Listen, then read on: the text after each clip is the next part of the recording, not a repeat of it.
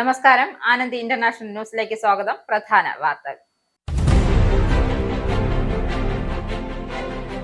യുകെയിലെ budget അവതരണം. റേച്ചലിനെ കാത്തിരിക്കുന്നത് പ്രതിസന്ധി കാലഘട്ടം. ബഡ്ജറ്റ് പ്രതിസന്ധിയിലും ആത്മവിശ്വാസത്തോടെ കെയർ സ്റ്റാമർ.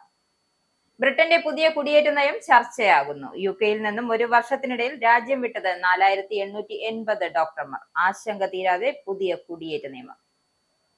യുകെയിൽ വൈദ്യുതി വാതക നിരക്ക് വർദ്ധിക്കുന്നു. നിരക്ക് വർധനവ് ഏപ്രിൽ മുതൽ പ്രാബല്യത്തിൽ. ലക്ഷക്കണക്കിന് കുടുംബങ്ങൾക്ക് ഇരുട്ടടിയായി നിരക്ക് വർധന. ബ്രിട്ടനിൽ ഇന്ത്യൻ IT കമ്പനി TCS പൊതുജനാരോഗ്യ ശൃംഖലയായ NHSുമായി വമ്പൻ കരാറിൽ ഒപ്പുവച്ചു. കരാർ ആരോഗ്യ സേവന രംഗത്തെ വെല്ലുവിളികൾ തരണം ചെയ്യാൻ. ദുബായ് എയർ ഷോയിലെ വ്യോമാഭ്യാസത്തിനിടെ ഇന്ത്യൻ നിർമ്മിത ലഘുയുദ്ധ വിമാനം തേജസ് തകർന്നു മരിച്ച വിംഗ് കമാൻഡർ നമാഷ് ശാലിന്റെ മൃതദേഹം ഇന്ന് നാട്ടിലെത്തിക്കും. സംസ്കാരം ഔദ്യോഗിക ബഹുമതികളോടെ. ശബരിമല സ്വർണ്ണക്കൊള്ള തുടർ അറസ്റ്റിലേക്ക് കടക്കാൻ special investigation team. KP ശങ്കർദാസും N വിജയകുമാറിനെയും ഉടൻ അറസ്റ്റ് ചെയ്യും. ഉണ്ണികൃഷ്ണൻ പോറ്റിയുമായി A പത്മകുമാറിന് റിയൽ എസ്റ്റേറ്റ് ഇടപാടുകൾ. ജമാഅത്ത് ഇസ്ലാമുമായി കൂട്ടുകെട്ട് വേണ്ടെന്ന് സമസ്ത. അവരെ അകറ്റി നിർത്തണമെന്നും രാഷ്ട്രീയത്തിന്റെ പേരിൽ കൂട്ടുകൂടാൻ ജമാഅത്ത് ഇസ്ലാമുമായി ശ്രമിക്കുന്നു എന്നും ഉമർ ഫൈസി മുക്കം. വാർത്തകൾ വിശദമായി. യുകെയിൽ അടുത്ത കാലത്തെത്തിയ കുടിയേറ്റക്കാരും അവരുടെ നാട്ടിലെ കുടുംബാംഗങ്ങളും മാത്രമല്ല, ലോകമൊട്ടാകെ ബ്രിട്ടന്റെ പുതിയ കുടിയേറ്റ നയം ചർച്ചയാവുകയാണ്. കോവിഡിന് ശേഷം ബ്രിട്ടനിൽ പ്രത്യേകിച്ചും ആരോഗ്യ മേഖലയിൽ 10,000-കണക്കിന് ആളുകളെ ജോലിക്കായി വേണ്ടിവരുമെന്ന ഊഹത്തിന്റെ അടിസ്ഥാനത്തിൽ തുറന്നിട്ട രാജ്യാതിർത്തി കടന്നു 2030 വരെ എത്തിയേക്കാൻ സാധ്യതയുണ്ട് എന്ന് കരുതിയ കുടിയേറ്റ സംഖ്യ 2023 തന്നെ മറികടന്ന സാഹചര്യവുമാണ് ഇപ്പോൾ കടുപ്പമേറിയ നിയമമാറ്റത്തിലേക്ക് ബ്രിട്ടനെ എത്തിച്ചത്. വിദ്യാർത്ഥി വിസയും കുടിയേറ്റത്തിനുള്ള കുറുക്കുവഴിയുമായി മാറിയപ്പോൾ എല്ലാ വഴിയും അടയ്ക്കുക എന്ന തീരുമാനത്തിലേക്ക് ബ്രിട്ടൻ മാറുമ്പോൾ ഏറ്റവും അധികം തിരിച്ചടി നേരിടുന്നതിൽ മലയാളി സമൂഹവുമുണ്ട് എന്നത് കടുത്ത ആശങ്കയും സമ്മർദ്ദവുമാണ് മലയാളികൾക്കിടയിൽ ഉയർത്തുന്നത്. ഇന്നലെ പുറത്തു വന്ന കണക്കിൽ യുകെയിൽ നിന്നും ഒരു വർഷത്തിനിടയിൽ 4880 ഡോക്ടർമാർ ഇതിനകം രാജ്യം വിട്ടെന്നും കണക്കുകൾ വ്യക്തമാക്കുന്നു. പുതിയ കുടിയേറ്റ നിയമം സൃഷ്ടിക്കുന്ന ആശങ്കയിൽ രാജ്യം വിടുന്നവരുടെ എണ്ണം കുതിച്ചുയരുകയാണ്. കുറഞ്ഞ ശമ്പളവും വിശ്രമവും പോലും ഇല്ലാത്ത ജോലിഭാരമാണ് ഡോക്ടർമാരെ രാജ്യം വിടാൻ പ്രേരിപ്പിക്കുന്നതെങ്കിൽ നിയമമാറ്റം മൂലമുള്ള കഷ്ടപ്പാടുകൾ സഹിക്കാൻ തയ്യാറാകാതെ 1,00,000 നഴ്സുമാർ രാജ്യം വിടുമെന്നാണ് RCN പറയുന്നത്. ഇതോടൊപ്പം 15 വർഷം കാത്തിരിക്കാൻ തയ്യാറാകാതെ ഏറ്റവും ഉയർന്ന ജീവിത ചിലവുള്ള രാജ്യത്ത് ഏറ്റവും താഴ്ന്ന ശമ്പളത്തിൽ ജീവിക്കേണ്ടി വരുന്ന കെയർ അസിസ്റ്റന്റ് അടക്കമുള്ള വലിയ വിഭാഗം കുടിയേറ്റക്കാർ കൂട്ടത്തോടെ മടങ്ങി തുടങ്ങുമ്പോൾ ബ്രിട്ടന്റെ ഭാവി എന്താകുമെന്ന ആശങ്ക ഉയരേണ്ടതും ബ്രിട്ടനിൽ തന്നെയാണ്. കുടിയേറ്റം തടയാൻ വേണ്ടി എടുത്ത നിലപാടുകൾ ഒരുപക്ഷെ ബ്രിട്ടനിൽ കടുത്ത മാനവശേഷി ലഭ്യതയ്ക്ക് കാരണമാക്കാനും സാധ്യത ഏറെയാണ്. പ്രത്യേകിച്ചും ആരോഗ്യ മേഖലയിൽ നിന്നും റെക്കോർഡ് എണ്ണം ഡോക്ടർമാർ ഇക്കഴിഞ്ഞ ഒരു വർഷത്തിനിടയിൽ ബ്രിട്ടൻ ഉപേക്ഷിച്ച കണക്കുകൾ പുറത്തു വന്നതോടെയാണ് ഈ ഭീതി വളരുന്നത്. കൺസൾട്ടേഷൻ വിവരങ്ങൾ പുറത്തു വന്നപ്പോൾ നഴ്സിംഗ് സംഘടന RCN നൽകിയ മുന്നറിയിപ്പിൽ 1,00,000 നഴ്സുമാർ രാജ്യം വിടുമെന്ന് ഉറപ്പിച്ചു പറയുന്ന സാഹചര്യത്തിൽ ഇപ്പോൾ തന്നെ മുട്ടിലിഴയുന്ന NHS ആരോഗ്യ സംവിധാനം പൂർണ്ണമായും നിശ്ചലമാകുന്ന അവസ്ഥയിലേക്ക് എത്തിപ്പെടുമെന്നതും സാധ്യത ഏറെയാണ്. യുകെയിലെ വേരൂന്നിയ സാമ്പത്തിക പ്രശ്നങ്ങൾ പരിഹരിക്കാൻ ബഡ്ജറ്റിലൂടെ കഴിഞ്ഞില്ലെങ്കിൽ വോട്ടർമാർ മധ്യസ്ഥ പാർട്ടികളെ ഉപേക്ഷിക്കുമെന്ന് മുൻ ക്യാബിനറ്റ് സെക്രട്ടറിയുടെ മുന്നറിയിപ്പ്. അടുത്തയാഴ്ചയാണ് യുകെയിൽ നിർണായകമായ ബഡ്ജറ്റ് റേച്ചൽ റീവ്സ് അവതരിപ്പിക്കുന്നത്. കഴിഞ്ഞ വർഷത്തെ പൊതുതെരഞ്ഞെടുപ്പ് സമയത്ത് പൊതുധനസ്ഥിതിയുടെ അവസ്ഥ കാരണം നികുതി വർദ്ധിപ്പിക്കില്ലെന്ന പ്രകടന പത്രികയിലെ വാഗ്ദാനം ലേബർ ലംഘിക്കാൻ നിർബന്ധിതമാകുമെന്ന് താൻ വിശ്വസിച്ചിരുന്നതായി മുൻ സിവിൽ സർവീസ് മേധാവി സൈമൺ കേസ് പറയുന്നു.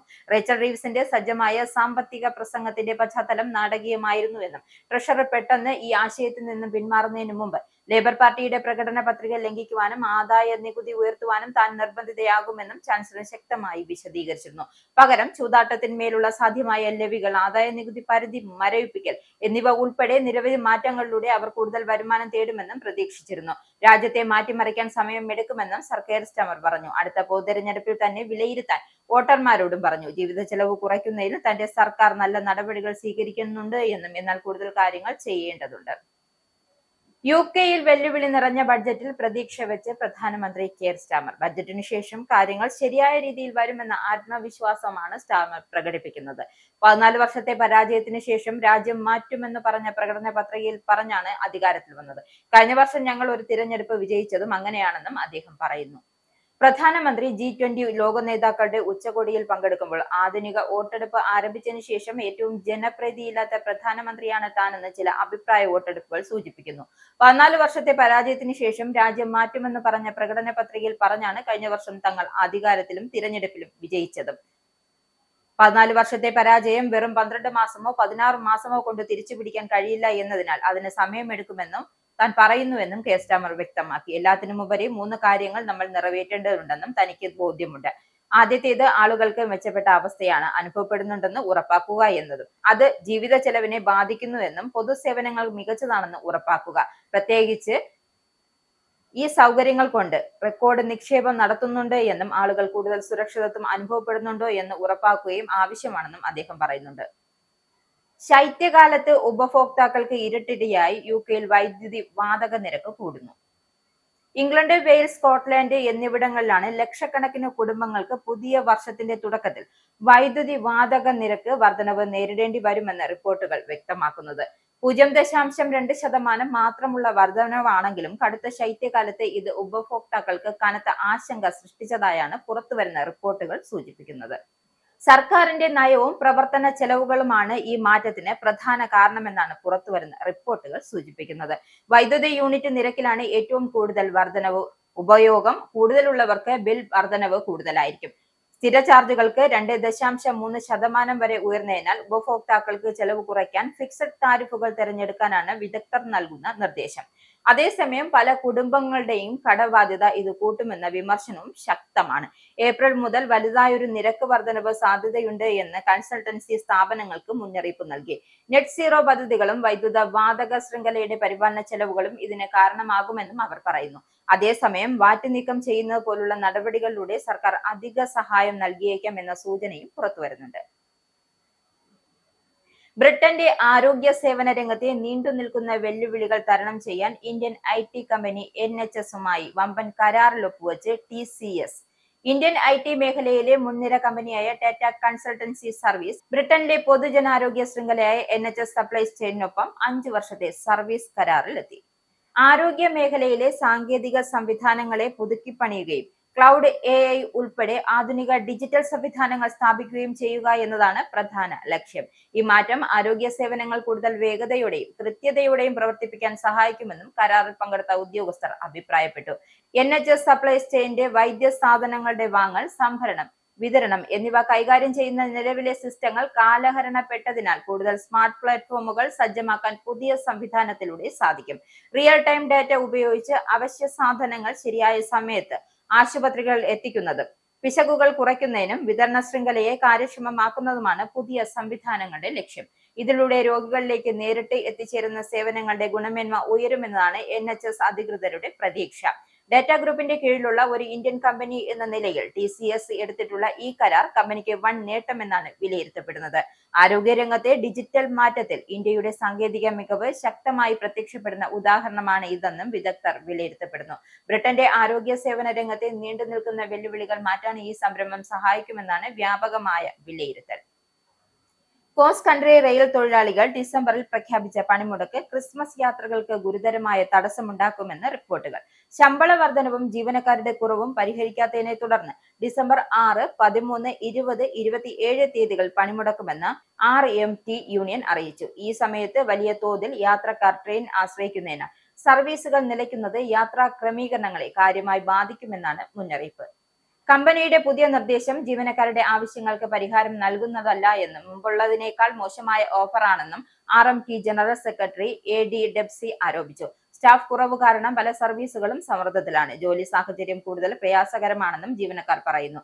കമ്പനി നൽകിയ വാഗ്ദാനങ്ങൾ പാലിക്കാത്തതും ശമ്പളത്തിൽ നീതിയില്ലായ്മ തുടരുന്നതുമാണ് പണിമുടക്കിന് കാരണമെന്നും യൂണിയൻ വ്യക്തമാക്കി.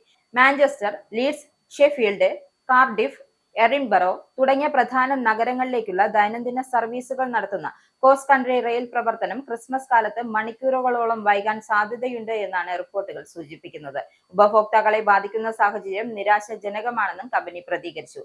പ്രശ്നങ്ങൾ പരിഹരിക്കാൻ തങ്ങൾ ചർച്ചയ്ക്ക് എപ്പോഴും തയ്യാറാണെന്നും ക്രിസ്മസ് യാത്രകൾ തടസ്സപ്പെടാതിരിക്കാൻ ശ്രമിക്കുന്നതായും മാനേജ്മെന്റ് വ്യക്തമാക്കി.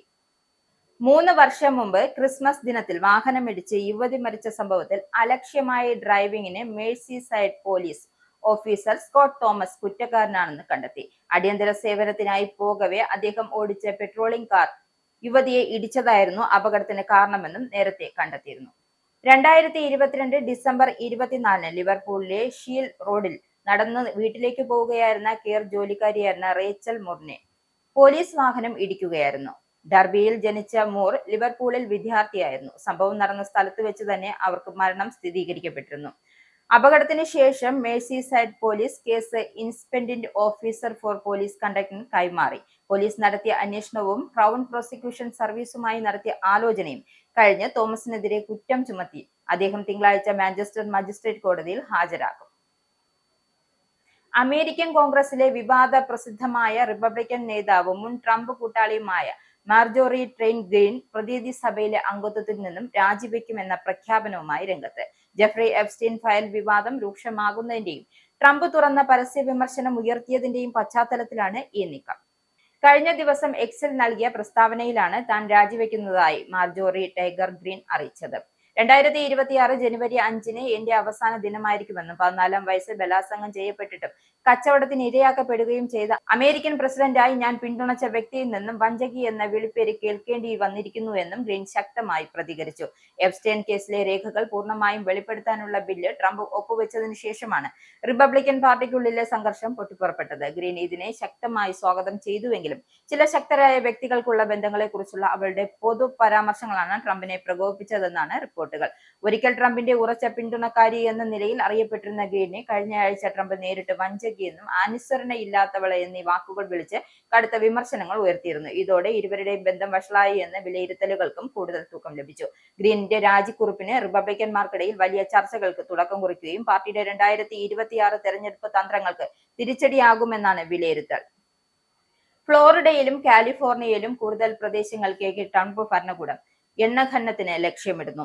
ആഭ്യന്തര മന്ത്രാലയം പുറത്തിറക്കിയ കരട് നിർദ്ദേശത്തിൽ കാലിഫോർണിയ, ഫ്ലോറിഡ, അലക്സ എന്നിവിടങ്ങളിൽ കൂടുതൽ പ്രദേശങ്ങൾ ക്രൂഡ് ഓയിൽ ഖനനത്തിനായി തുറന്നു കൊടുക്കുമെന്ന പരാമർശവുമുണ്ട്. കരട് റിപ്പോർട്ട് പ്രകാരം 34 സ്ഥലങ്ങളിലാണ് ഖനനത്തിന് നീക്കം. ഇതിൽ അലാസ്ക തീരത്ത് 21 എണ്ണവും പസഫിക് തീരത്ത് 6 എണ്ണം, മെക്സിക്കോ ഉൾക്കടലിൽ 7 എണ്ണം എന്നിവ ഉൾപ്പെടുന്നു. പതിറ്റാണ്ടുകളായി ഫ്ലോറിഡയ്ക്കും അലബാമയ്ക്കും സമീപമുള്ള ജലാശയങ്ങൾ ഖനനം അനുവദിച്ചിരുന്നില്ല. മത്സ്യബന്ധനം, വിനോദം, സഞ്ചാരം ഉൾപ്പെടെയുള്ളവയെ തകിടം മറിക്കുമെന്ന് കാട്ടി തെക്കൻ സംസ്ഥാനങ്ങളിലെ റിപ്പബ്ലിക്കൻ നേതാക്കൾ ഈ മേഖലകളിലെ ഖനനം വളരെ കാലമായി എതിർത്തിരുന്നതാണ്. നിലവിലെ നീക്കം നടപ്പായാൽ ലക്ഷക്കണക്കിന് ഏക്കർ തീരപ്രദേശ മേഖലകൾ ഡ്രില്ലിംഗിനായി തുറക്കും.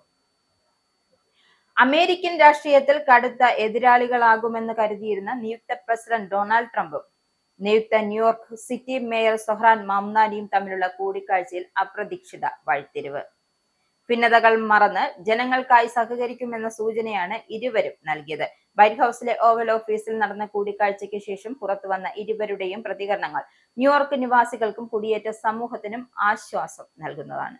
ട്രംപിന്റെ മാഗ നയങ്ങൾക്കും മംദാനിയുടെ സോഷ്യലിസ്റ്റ് ചിന്താഗതികൾക്കും തമ്മിൽ വലിയ ഏറ്റുമുട്ടൽ ഉണ്ടാകുമെന്നായിരുന്നു പ്രവചനങ്ങൾ. എന്നാൽ ഇരുവരും തമ്മിലുള്ള ചർച്ച വളരെ സൗഹൃദപരമായിരുന്നു. ഞങ്ങൾ തമ്മിൽ വിചാരിച്ചതിലും കൂടുതൽ കാര്യങ്ങളിൽ യോജിപ്പുണ്ട്. മംദാനി മികച്ച രീതിയിൽ പ്രവർത്തിക്കണമെന്നാണ് എന്റെ ആഗ്രഹം. അതിനുവേണ്ട സഹായങ്ങൾ നൽകുമെന്നാണ് ട്രംപ് മാധ്യമങ്ങളോട് പറഞ്ഞത്. ന്യൂയോർക്കിലുള്ള ഫണ്ട് തടയുമെന്ന് മുൻ ഭീഷണികളിൽ നിന്നുമുള്ള പിന്മാറ്റമായാണ് ഇത് വിലയിരുത്തപ്പെടുന്നത്. രാഷ്ട്രീയ വിയോജിപ്പുകൾക്കിടയിലും ജനങ്ങളുടെ പ്രശ്നങ്ങൾക്കാണ് മുൻഗണനയെന്നും മംദാനി വ്യക്തമാക്കി. വാടക കുറയ്ക്കുന്നതിനെ കുറിച്ച്, നിത്യോപയോഗ സാധനങ്ങളുടെ വിലക്കയറ്റത്തെക്കുറിച്ചും ഞങ്ങൾ സംസാരിച്ചു. 85 ലക്ഷം ന്യൂയോർക്കുകാരുടെ ജീവിതം മെച്ചപ്പെടുത്താൻ പ്രസിഡന്റുമായി സഹകരിക്കാൻ താൻ തയ്യാറാണെന്നും മംദാനി പറഞ്ഞു. സാധാരണക്കാരായ ന്യൂയോർക്കുകാർക്ക് വലിയ ആശ്വാസം നൽകുന്ന വാർത്തയാണിത്. വാടകയും സാധനങ്ങളുടെ വിലയും കുറയ്ക്കുക എന്ന കാര്യത്തിൽ ട്രംപ് മംദാനിയെയും ഒരേ മനസ്സോടെ പ്രവർത്തിക്കാൻ തീരുമാനിച്ചു. ശുഭസൂചനയാണ് ഇത്. ഫെഡറൽ ഫണ്ടുകൾ വെട്ടിക്കുറയ്ക്കുമെന്ന ഭീതി തൽക്കാലത്തേക്ക് ഒഴിഞ്ഞുപോയത് നഗരത്തിന്റെ വികസനത്തിന് ഗുണം ചെയ്യും.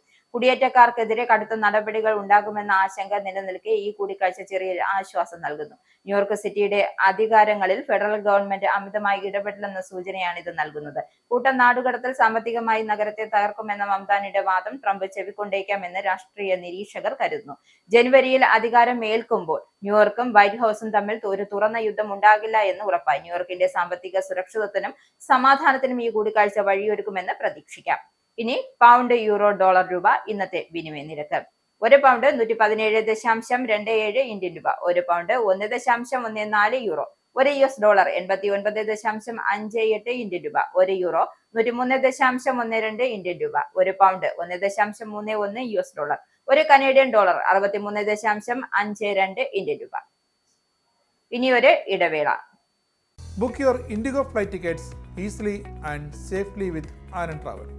Call UK number 020-8548-4897.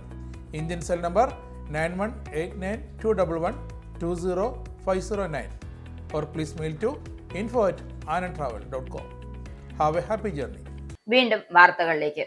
Dubai air ഷോയിലെ വ്യോമാഭ്യാസത്തിനിടെ Indian നിർമ്മിത ലഘു യുദ്ധ വിമാനം തേജസ് തകർന്നു മരിച്ച വിംഗ് കമാൻഡർ നമാസ് ഷാലിന്റെ മൃതദേഹം ഇന്ന് നാട്ടിലെത്തിച്ചേക്കും. ഡൽഹിയിൽ എത്തിക്കുന്ന മൃതദേഹം നടപടിക്രമങ്ങൾ പൂർത്തിയാക്കി സ്വദേശമായ ഹിമാചലിലെ കാംഗ്രയിലേക്ക് കൊണ്ടുപോകും. ഇന്ത്യൻ നിർമ്മിത ലഘു യുദ്ധ വിമാനം തേജസ് തകർന്നു മരിച്ച വിംഗ് കമാൻഡർ നമാസിന്റെ ഭാര്യ അഫ്സാനും വ്യോമസേനയിൽ പൈലറ്റാണ്. നമാസ് ഷാലിന്റെ മാതാപിതാക്കൾ കോയമ്പത്തൂരിലെ സുള്ളൂർ വ്യോമതാവളത്തിലാണ് ഉള്ളത്.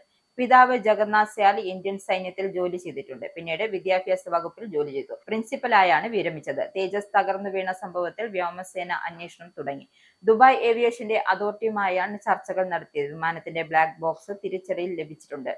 പൈലറ്റിനെ ഇജക്ട് ചെയ്ത് രക്ഷപ്പെടാൻ കഴിയാത്തത് എന്തുകൊണ്ടാണെന്ന് പരിശോധിക്കും. കഴിഞ്ഞ കൊല്ലം മാർച്ചിൽ ജയ്സർമേറിൽ അപകടമുണ്ടായിരുന്നുവെങ്കിലും പൈലറ്റ് ഇജക്ട് ചെയ്ത് രക്ഷപ്പെട്ടിരുന്നു. പ്രധാനമന്ത്രിയുമായി രാജ്നാഥ് സിംഗ് അപകടത്തെക്കുറിച്ച് സംസാരിച്ചു. തദ്ദേശീയമായി തേജസ് MK-1 യുദ്ധവിമാനങ്ങളുടെ ചരിത്രത്തിലെ രണ്ടാമത്തെ അപകടമാണ് ദുബായിൽ നടന്നത്. ദുബായ് എയർ ഷോയുടെ അവസാന ദിനം ഇന്ത്യൻ വ്യോമസേനയുടെ സൂര്യകിരൺ സംഘവും തേജസുമായാണ് വ്യോമാഭ്യാസം പ്രകടനം നടത്തിയത്. സൂര്യകിരൺ സംഘത്തിലെ പിന്നാലെയായിരുന്നു തേജസിന്റെ പ്രകടനം. വിമാനം നിലംപതിച്ചതോടെ എയർ ഷോ വേദി മൂകമായി. ബീഹാർ തെരഞ്ഞെടുപ്പിൽ NDA നേടിയ വലിയ വിജയത്തിന് പിന്നാലെയാണ് കേന്ദ്ര സർക്കാർ ലേബർ കോഡുകൾ പ്രാബല്യത്തിലാക്കിയത്. പാസാക്കിയ 5 വർഷത്തിനു ശേഷം സംഘപരിവാർ പ്രസ്ഥാനമായ BMSന്റേത് ഉൾപ്പെടെ എതിർപ്പ് അവഗണിക്കപ്പെട്ടു. ഈസ് ഓഫ് ഡൂയിങ് ബിസിനസ് ഉറപ്പാക്കാൻ അങ്ങനെ വേണമെന്നാണ് സർക്കാർ നിലപാട്. ലേബർ കോഡുകൾ പ്രാബല്യത്തിലാക്കിയതോടെ 4 കോഡുകളിലെയും പല വ്യവസ്ഥകളോടെ BMS ഒഴികെയുള്ള തൊഴിലാളി സംഘടനകൾക്ക് എതിർപ്പാണ്. വേതനം, സാമൂഹിക സുരക്ഷ എന്നിവ സംബന്ധിച്ച കോഡുകൾ മികച്ചവയാണെന്നും അവ മാത്രം നടപ്പാക്കണമെന്നും BMS ആവശ്യപ്പെട്ടു. എന്നാൽ ഭാഗികമായി നടപ്പാക്കുന്നത് തൊഴിലുടമകൾക്ക് സ്വീകാര്യമാവില്ല എന്നും സർക്കാർ വിലയിരുത്തൽ. ലേബർ കോഡുകൾക്കെതിരെ രംഗത്ത് വരുന്നത് ഒഴിവാക്കണമെന്ന് പല സംഘടനകളോടും സർക്കാർ ആവശ്യപ്പെട്ടതായും സൂചനയുണ്ട്. തൊഴിലാളി മേഖലയിൽ പ്രവർത്തിക്കുന്ന സംഘടനകളുടെ ഫണ്ട് ഉൾപ്പെടെയുള്ളവ പരിശോധനയും നിയന്ത്രണവും ഉണ്ടാകാനുള്ള സാധ്യതയും സൂചിപ്പിക്കപ്പെടുന്നു. വ്യവസായ ബന്ധം, തൊഴിലിടത്തിലെ സുരക്ഷ എന്നിവയിലെ പല വ്യവസ്ഥകളും മാറ്റണമെന്നും ഇന്നലെ കേന്ദ്ര തൊഴിൽ മന്ത്രിയുമായി നടത്തിയ ചർച്ചയിലും BMS ആവശ്യപ്പെട്ടിരുന്നു. പണിമുടക്കാനുള്ള അവകാശം, തൊഴിൽ യൂണിയനുകളുടെ പ്രവർത്തനത്തിനുള്ള നിയന്ത്രണം തുടങ്ങിയ വ്യവസായ ബന്ധങ്ങളിലെ കോഡിലെ 12 വ്യവസ്ഥകളെ BMS അനുകൂലിച്ചിട്ടില്ല. തൊഴിലിടങ്ങളിലെ സുരക്ഷാ കോഡിലെ കരാർ നിയമം സംബന്ധിച്ചത് ഉൾപ്പെടെ 12 വ്യവസ്ഥകളിലും അവർ മാറ്റം ആവശ്യപ്പെട്ടിരുന്നു. ഈ ആവശ്യങ്ങൾ പരിഗണിക്കാമെന്നും കോഡുകളിൽ മാറ്റം വരുത്താമെന്നും മന്ത്രി ഉറപ്പ് നൽകിയെന്നും BMS നേതാക്കൾ സൂചിപ്പിച്ചു. ബീഹാറിലെ പുതിയ മന്ത്രിസഭയിൽ ഉപമുഖ്യമന്ത്രി സ്ഥാനം ആവശ്യപ്പെട്ട് അത്യാഗ്രഹിയായി മാറാൻ ആഗ്രഹമില്ലെന്ന് കേന്ദ്രമന്ത്രി ചിരാഗ് പസ്വാൻ. മന്ത്രിസഭയിൽ ലോക് ജനശക്തി പാർട്ടിക്ക് 2 സ്ഥാനങ്ങൾ നൽകിയതിൽ പ്രധാനമന്ത്രി നരേന്ദ്രമോദിയോട് നന്ദി പറയുന്നതിനിടെയായിരുന്നു ചിരാഗ് പസ്വാന്റെ പരാമർശം. ബീഹാറിനപ്പുറം പശ്ചിമ ബംഗാൾ, പഞ്ചാബ്, ഉത്തർപ്രദേശ് തുടങ്ങിയ സംസ്ഥാനങ്ങൾ NDA പങ്കാളി എന്ന നിലയിൽ പാർട്ടി ചുവടുവെക്കാൻ ആഗ്രഹിക്കുന്നുവെന്നും ചിരാഗ് കൂട്ടിച്ചേർത്തു. ബീഹാറിൽ ആഭ്യന്തര വകുപ്പ് BJPക്ക് നൽകി മുഖ്യമന്ത്രി നിതീഷ് കുമാർ. BJP നേതാവായ ഉപമുഖ്യമന്ത്രി സാമ്രാജ് ചൌധരിക്ക് ആഭ്യന്തര വകുപ്പ് നൽകിയത്. മുഖ്യമന്ത്രിയായി തുടർന്ന 2 പതിറ്റാണ്ടിനിടെ ആദ്യമായാണ് നിതീഷ് കുമാർ നിർണായകമായ ആഭ്യന്തര വകുപ്പ് കൈയൊഴിയുന്നത്. ആഭ്യന്തര വകുപ്പിനെ ചൊല്ലി NDAക്കുള്ളിൽ നേരത്തെ അഭിപ്രായ ഭിന്നതയുണ്ടായിരുന്നതായും റിപ്പോർട്ടുണ്ടായിരുന്നു. ആഭ്യന്തരം വിട്ടുകൊടുക്കാൻ JDU തയ്യാറായിരുന്നില്ല. മുഖ്യമന്ത്രിയായി നിതീഷ് കുമാർ സത്യപ്രതിജ്ഞ ചെയ്തതിന് തൊട്ടടുത്ത ദിവസമാണ് വകുപ്പ് ഉപമുഖ്യമന്ത്രിക്ക് നൽകിയത്. ക്രമസമാധാന ചുമതലയ്ക്കൊപ്പം സീമാഞ്ചൽ മേഖലയിലെ കുടിയേറ്റ പ്രശ്നം ഉൾപ്പെടെയുള്ള വിഷയങ്ങൾ BJPയുടെ തീരുമാനം നിർണായകമാണ്. ശബരിമല സ്വർണ്ണക്കൊള്ള കേസിൽ തുടർ അറസ്റ്റിലേക്ക് ഉടൻ കടക്കാൻ SIT. തിരുവിതാംകൂർ ദേവസ്വം ബോർഡ് മുൻ അംഗങ്ങളായ KP ശങ്കർദാസും N വിജയകുമാറും നിരീക്ഷണത്തിലാണ്. ഉണ്ണികൃഷ്ണൻ പോറ്റിയെ A പത്മകുമാറിന് പരിചയപ്പെടുത്തിയവരെ കേന്ദ്രീകരിച്ചും അന്വേഷണം. ഉണ്ണികൃഷ്ണൻ പോറ്റിയുമായി A പത്മകുമാറിന് റിയൽ എസ്റ്റേറ്റ് ഇടപാടുകളെന്ന് സംശയം. A പത്മകുമാറിന്റെ വീട്ടിൽ നിന്നും നിർണായക സാമ്പത്തിക രേഖകൾ പിടിച്ചെടുത്തു. പത്തനംതിട്ടയിൽ ഭൂമിയും വ്യാപാര സ്ഥാപനങ്ങളും വാങ്ങി അസ്വാഭാവികമായ സാമ്പത്തിക നേട്ടം പത്മകുമാറിന് ലഭിച്ചു എന്ന് SITയുടെ കണ്ടെത്തൽ. കേസിൽ KP ശങ്കർദാസും N വിജയകുമാറും നിരീക്ഷണത്തിലാണ്. എല്ലാം A പത്മകുമാർ മാത്രം തീരുമാനിച്ചത് എന്നായിരുന്നു ഇവരുടെ മൊഴി. എന്നാൽ ഇവരുടെ മൊഴി പൂർണ്ണമായും വിശ്വാസത്തിലെടുത്തിട്ടില്ല. ഇവരെ വീണ്ടും ചോദ്യം ചെയ്യും. തിങ്കളാഴ്ച നടക്കുന്ന ചോദ്യം ചെയ്യൽ നിർണായകം. ഉണ്ണികൃഷ്ണൻ പോറ്റിയെ പത്മകുമാറിന് പരിചയപ്പെടുത്തിയവരെ കേന്ദ്രീകരിച്ചും അന്വേഷണം പുരോഗമിക്കുകയാണ്. ഇന്നലെ ഉച്ചയോട് കൂടിയാണ് പത്മകുമാറിന്റെ വീട്ടിൽ റെയ്ഡ് ആരംഭിച്ചത്. മണിക്കൂറുകൾ നീണ്ട പരിശോധനകൾക്ക് ശേഷമാണ് രേഖകൾ SIT പിടിച്ചെടുത്തത്. സാമ്പത്തിക ഇടപാടുകളുടെ രേഖകൾ ഉൾപ്പെടെയാണ് അന്വേഷണ സംഘം പിടിച്ചെടുത്തത്. പത്മകുമാറിന്റെ മൊഴിയിൽ ഉണ്ണികൃഷ്ണൻ പോറ്റിയും കടകംപള്ളി സുരേന്ദ്രനും ഉൾപ്പെടുന്നു. അതിനാൽ അന്വേഷണം കടകംപള്ളി സുരേന്ദ്രനിലേക്കും നീങ്ങാൻ സാധ്യതയുണ്ട്. പത്മകുമാറിന്റെ മൊഴിയുടെ അടിസ്ഥാനത്തിൽ ദേവസ്വം ബോർഡിലെ കൂടുതൽ ഉദ്യോഗസ്ഥരെ ചോദ്യം ചെയ്യാനാണ് SITയുടെ നീക്കം. ഇതുവരെയുള്ള അന്വേഷണത്തിൽ സ്വർണ്ണക്കൊള്ളയുടെ മുഖ്യ സൂത്രധാരൻ പത്മകുമാർ എന്ന വിലയിരുത്തലാണ് SIT അറസ്റ്റിലേക്ക് കടന്നത്. റിമാൻഡ് റിപ്പോർട്ടിൽ പത്മകുമാർ നടത്തിയ ഇടപെടലുകൾ കുറിച്ചും വ്യക്തമാക്കുന്നു. ഉണ്ണികൃഷ്ണൻ പോറ്റിക്ക് സ്വർണം വിട്ടു നൽകുന്നതിൽ തീരുമാനമെടുക്കുന്ന ദേവസ്വം ബോർഡ് യോഗത്തിന് മുൻപ് സ്വന്തം കൈപ്പടയിൽ സ്വർണ്ണപ്പാളി ചെമ്പുപാളി എന്ന് പത്മകുമാർ എഴുതി ചേർത്തു. ദേവസ്വം യോഗത്തിൽ സ്വർണ്ണപ്പാളി കൈമാറുന്നത് വിശദീകരിച്ചതും പത്മകുമാറാണ്. കൊച്ചി കോന്തുരുത്തിയിൽ സ്ത്രീയുടെ മൃതദേഹം ചാക്കിക്കെട്ടിയ നിലയിൽ കണ്ടെത്തിയ സംഭവത്തിൽ കൊല്ലപ്പെട്ട സ്ത്രീ ലൈംഗിക തൊഴിലാളിയെന്ന് കൊച്ചി SP സിബി ടോം ജോർജിന്റെ മൊഴിയുടെ അടിസ്ഥാനത്തിലാണ് പോലീസ് നിഗമനത്തിലേക്ക് എത്തിയിരിക്കുന്നത്. ഇന്നലെ രാത്രി എറണാകുളം സൗത്ത് റെയിൽവേ സ്റ്റേഷനിൽ നിന്നും ഇയാൾ ഒരു സ്ത്രീയെ വീട്ടിലേക്ക് വിളിച്ചു കൊണ്ടുവന്നിരുന്നുവെന്നും ഇവർ ലൈംഗിക തൊഴിലാളിയാണ്. ഇവരെ കൊണ്ടുവന്നതിന് ശേഷം ഇവർക്കിടയിൽ സാമ്പത്തിക തർക്കമുണ്ടായി. പിന്നീട് ഇരുമ്പ് കമ്പി ഉപയോഗിച്ച് തലയ്ക്കടിച്ചെന്നാണ് ജോർജിന്റെ മൊഴി. മൃതദേഹം റോഡിൽ ഉപേക്ഷിക്കാനായിരുന്നു പ്ലാൻ. താൻ മദ്യലഹരിയിലായിരുന്നെന്നും ജോർജ് പറയുന്നു. അതിനുശേഷം മൃതദേഹം മറവ് ചെയ്യാൻ ശ്രമിച്ചു. അതിനുവേണ്ടിയാണ് ചാക്ക് അന്വേഷിച്ചു പോയത്. പാതി നഗ്നമായ നിലയിലാണ് സ്ത്രീയുടെ മൃതദേഹം ഉണ്ടായിരുന്നത്. മൃതദേഹത്തിന്റെ തല മൂടിയതിനു ശേഷം കയർ ഉപയോഗിച്ച് പുറത്തേക്ക് വലിച്ചു കൊണ്ടുവന്നു എന്നാണ് ജോർജിന്റെ മൊഴിയിൽ വ്യക്തമാക്കുന്നത്. റോഡിൽ ഉപേക്ഷിക്കാമെന്നായിരുന്നു ആലോചന. പാതി വഴിയിൽ എത്തിയപ്പോഴേക്കും അബോധാവസ്ഥയിലേക്ക് വീണുപോയി എന്നും ജോർജ് പറയുന്നു. കൊല്ലപ്പെട്ട സ്ത്രീയെക്കുറിച്ച് കൂടുതൽ വിവരങ്ങൾ അന്വേഷിച്ചുകൊണ്ടിരിക്കുന്നതാണെന്നും SP വ്യക്തമാക്കി. ജമാഅത്തെ ഇസ്ലാമുമായി കൂട്ടുകെട്ട് വേണ്ടെന്ന മുന്നറിയിപ്പുമായി സമസ്ത. രാഷ്ട്രീയത്തിന്റെ പേരിൽ കൂട്ടുകൂടാൻ ജമാഅത്തെ ഇസ്ലാമി ശ്രമിക്കുന്നുവെന്നും സമസ്ത മുശാവറ അംഗം ഉമർ ഫൈസി മുക്കം. എന്നാൽ അവരെ അകറ്റി നിർത്തണമെന്നും സമസ്ത അകറ്റി നിർത്തിയെന്നും ഉമർ ഫൈസി മുക്കം മുന്നറിയിപ്പ് നൽകി. തദ്ദേശ തെരഞ്ഞെടുപ്പിന്റെ പശ്ചാത്തലത്തിലായിരുന്നു ഉമർ ഫൈസി മുക്കത്തിന്റെ പ്രതികരണം. 40കളിൽ ജമാഅത്തെ ഇസ്ലാമായി വന്നു. പല കോലത്തിൽ അവർ വരും. ഇന്ന് രാഷ്ട്രീയ പാർട്ടിയായി വന്നു. മറ്റു തലത്തിലും പ്രവർത്തിച്ചിട്ടുണ്ടെന്നും ജമാഅത്തെ ഇസ്ലാമിക്ക് ആളെ കിട്ടാതെ വന്നപ്പോൾ അതിനെ ഭൂമിയിൽ തൊടാതെ നിർത്തിയത് സമസ്തയാണ്. ഇല്ലാത്ത പാർട്ടിയെ കൂട്ടുപിടിക്കേണ്ട ആവശ്യമില്ലെന്നും രാഷ്ട്രീയത്തിന്റെ പേരിൽ നമ്മുടെ ഉള്ളിൽ അവർ നുഴഞ്ഞു കയറുമെന്നും ഉമർ ഫൈസി കൂട്ടിച്ചേർത്തു. ഇനി സ്പോർട്സ്.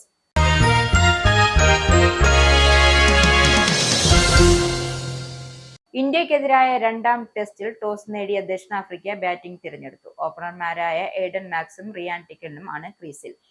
പേഴ്സ് ജസ്പ്ര ബുംറ നയിക്കുന്ന ബൌളിംഗ് നിരയാണ് ഇന്ത്യയുടെ പ്രതീക്ഷ. പരിക്കേറ്റ ശുഭ്മാൻ ഗില്ലിനു പകരം വിക്കറ്റ് കീപ്പർ ബാറ്റർ ഋഷഭ് പന്താണ് ടീമിനെ നയിക്കുക.